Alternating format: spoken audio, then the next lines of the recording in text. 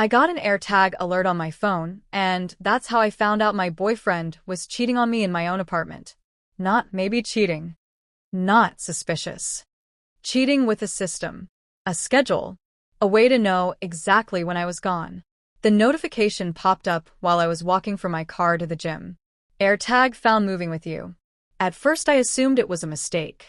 Maybe someone's keys were nearby. Maybe the app was glitching. But the alert didn't disappear. It followed me.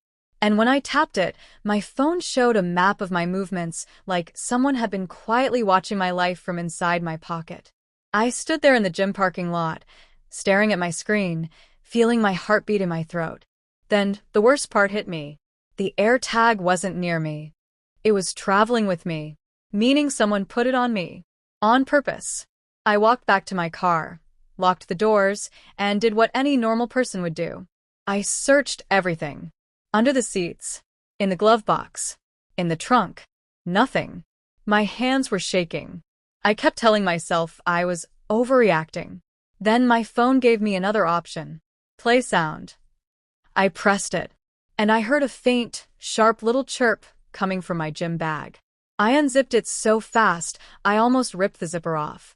I dug through my towel, my water bottle, my headphones. The chirping got louder.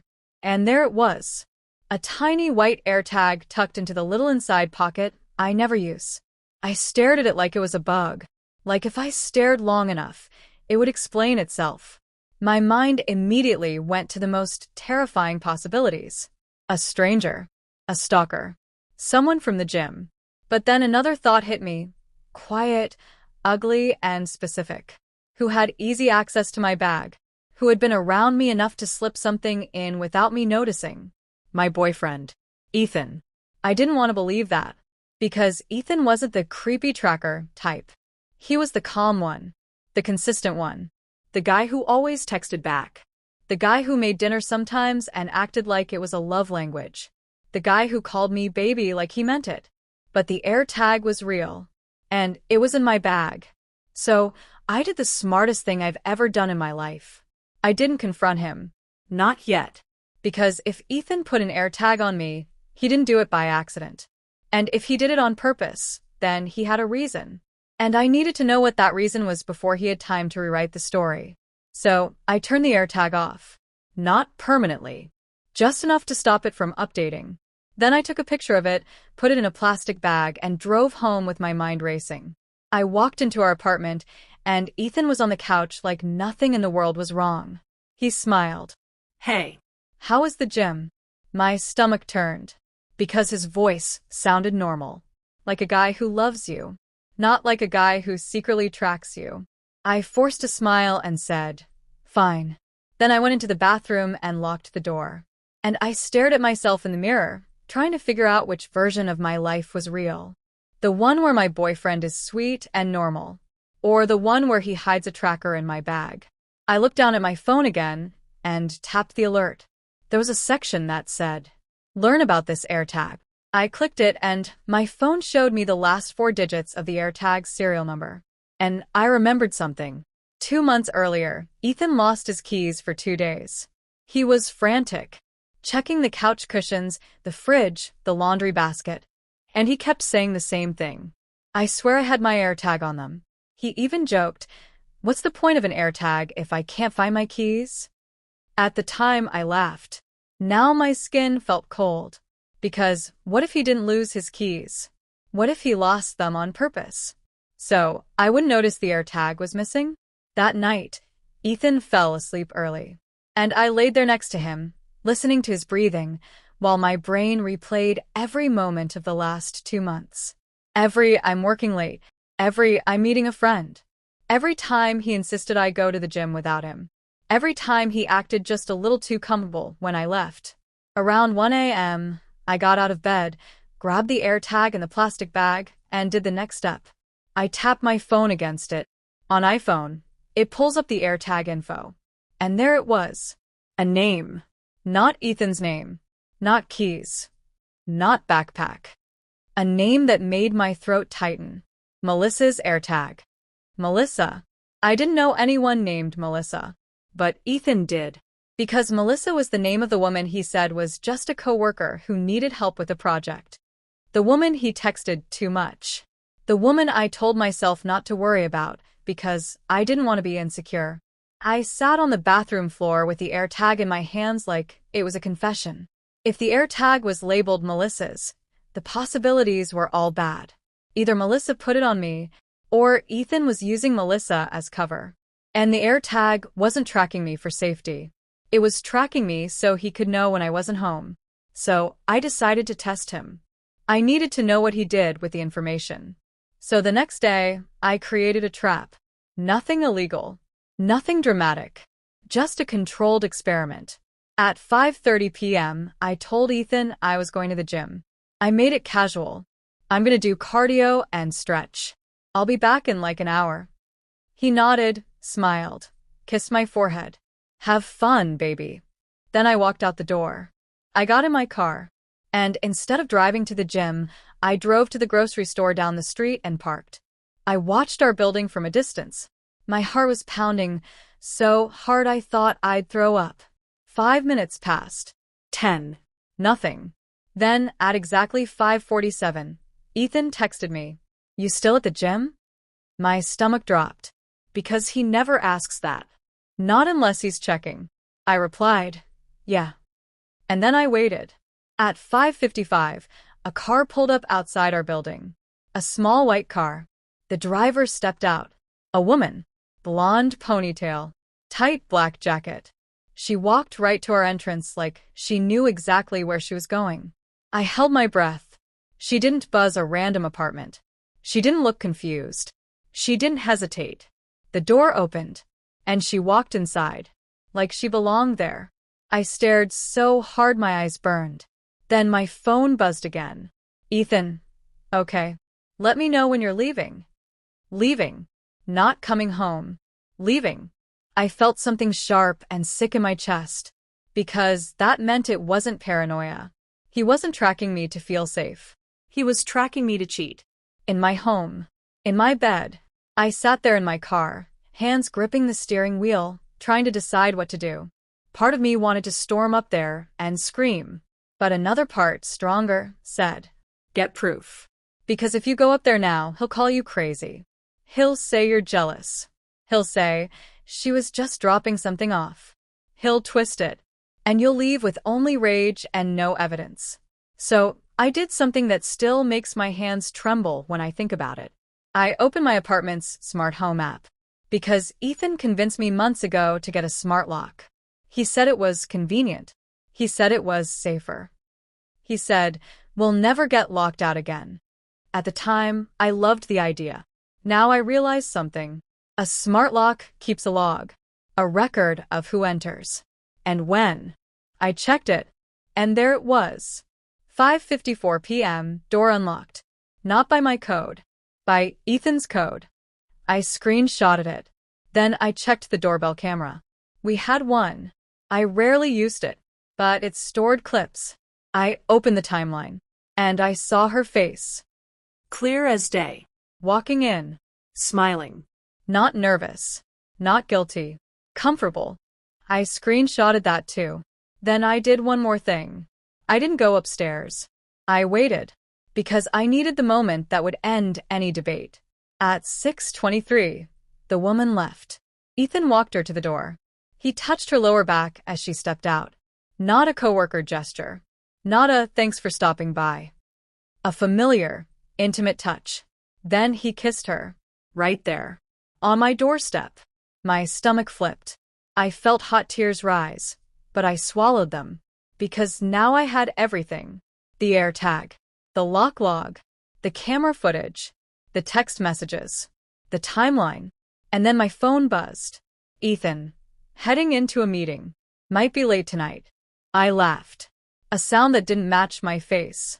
Because he was texting me lies while his lips were still warm from another woman. I went home at 7:15 like nothing happened. Ethan acted normal. Too normal. He asked how the gym was. He asked what I wanted for dinner. He even offered to rub my shoulders. And the entire time I kept thinking, how do you live inside a lie this calmly? How do you look me in the eyes and pretend? That night, After he fell asleep, I called Bella. Not the same Bella from the other story. This Bella is my best friend. She answered on the first ring. I said, "I need you to stay calm, okay?" She instantly got serious. What happened? I told her everything. The AirTag alert. The woman. The camera. Bella was quiet for a long time. Then she said something that made my stomach drop again. "Can you check if that AirTag has been near you before? Like a history?" I didn't know you could do that. But I tried. The next morning, I went into the Find My settings and found the Items Detected Near You section. And I almost stopped breathing. Because there wasn't just one detection. There were multiple. Different days. Different times. Meaning he had tracked me repeatedly. It wasn't a one-time mistake. It was a routine. So I decided to go one step further. If he could track me, I could bait him. I made a plan for a second trap. One that would leave him with 0 escape routes. That Friday, I told Ethan I was going to see my mom for the weekend. I made it detailed. "I'll leave after work, stop for gas, and I'll probably be there by 8.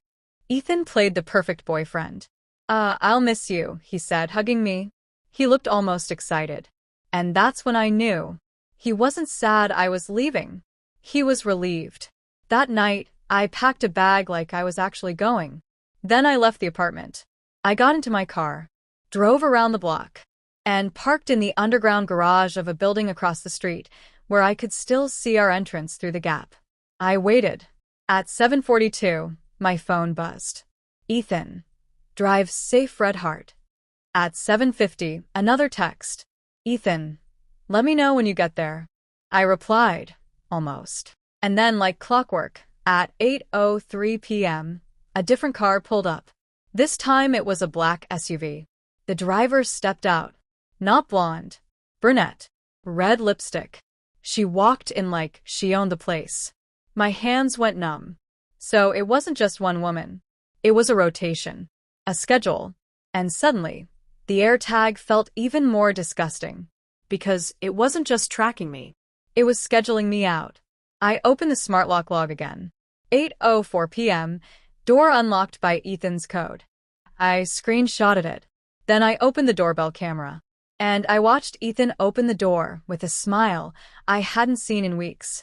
A smile that felt hungry. I sat there, in the dark, staring at my phone like I was watching someone else's life. Then I did something that turned this from "I caught you" into "you're done." I called the building manager and said I lost my key fob and needed to update my access. I didn't give details. I just said I needed the locks changed on my unit. Because my name was on the lease. Not his.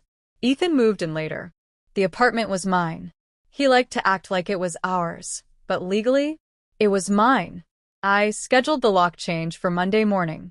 Then I called Bella again and said, "I want to confront him, but I want it clean."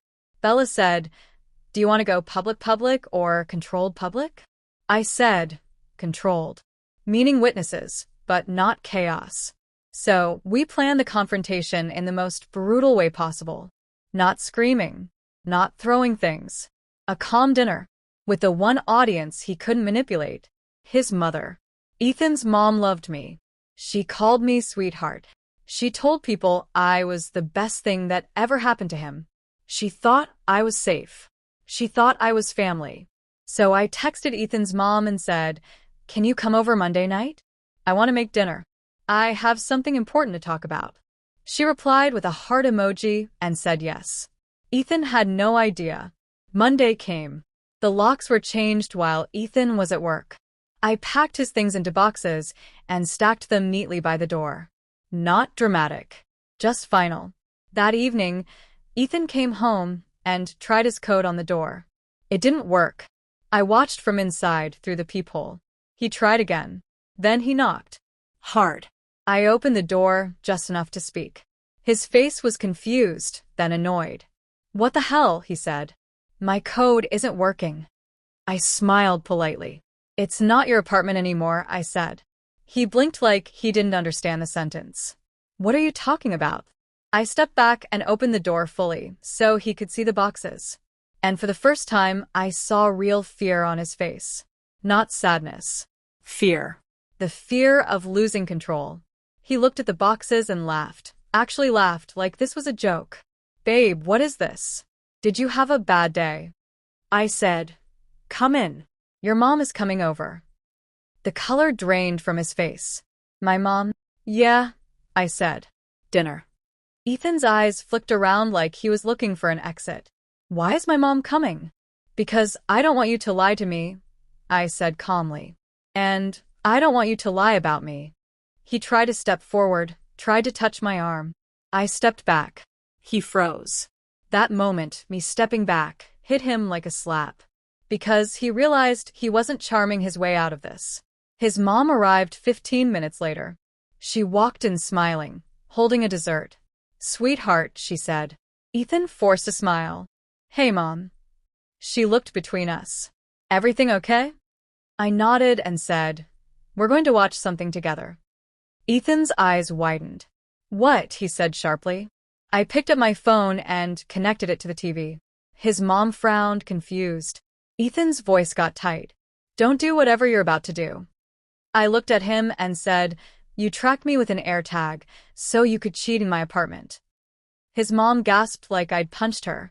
Ethan immediately snapped into performance mode. What? That's insane. She's making things up.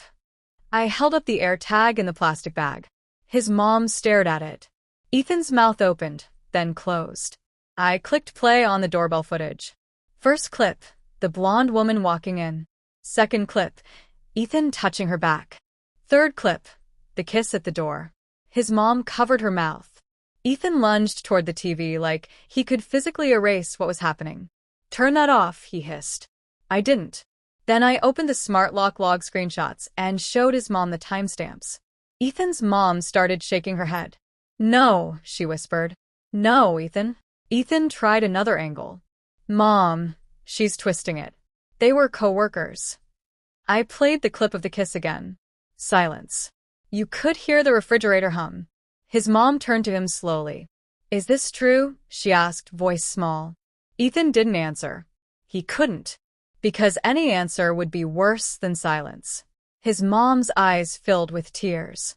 Oh my God, she whispered. I raised you better than this. And that sentence, more than anything, made Ethan crack. He snapped. Not at me. At his mom. Stop acting like you're perfect, he yelled. Everyone lies. His mom flinched like he hit her. And in that moment I saw the real Ethan. Not the calm boyfriend. Not the sweet texts. A selfish, angry man who believed rules didn't apply to him. I stood up. Get your things, I said quietly. Ethan looked at me with pure hatred. You're ruining my life, he spat. I smiled a little. No, I said. You tracked me. You cheated. You ruined it. Then I walked to the door and opened it. Ethan stared at the boxes. His mom started crying softly. Ethan grabbed one box like he wanted to throw it. Then he thought better of it because his mom was watching. He carried the boxes out one by one. When he reached the last box, he turned back and said the most predictable thing in the world. You'll regret this. I nodded. Maybe, I said. But I'll never be confused again. He left. His mom stayed behind, sitting on my couch like she didn't know where to put her hands. She looked at me and said, I'm so sorry. I swallowed the lump in my throat and said, I'm sorry too. And then she said something I'll never forget. Thank you for showing me the truth. After she left, I sat alone in my apartment, surrounded by quiet. And I realized the most terrifying part wasn't that he cheated. It was the planning, the tracking, the way he turned my life into a schedule he could exploit. Because cheating is betrayal. But tracking you so he can betray you more efficiently? That's something else. That's someone who doesn't see you as a person. They see you as a problem to manage. And if you're listening to this, here's my question. If you got an AirTag alert and it led you to proof your partner was cheating, would you confront them? Or would you disappear without a word and let them wonder why the door won't open anymore? Because I'll tell you what I learned. A liar's biggest weapon is confusion. And the moment you replace confusion with proof, they lose. Every time.